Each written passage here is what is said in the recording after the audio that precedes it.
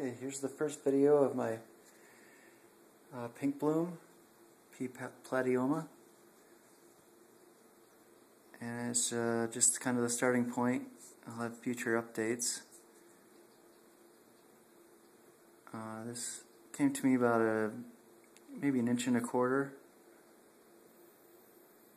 and I haven't had it very long, only 20 days, but it really loves to eat, so I'm sure it'll be growing fast.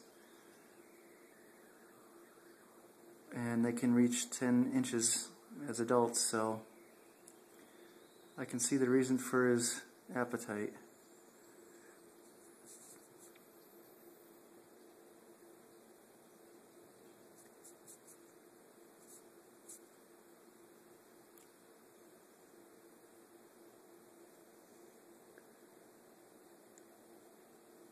Okay, so this is just the first video, and there'll be more to come. Thanks for watching.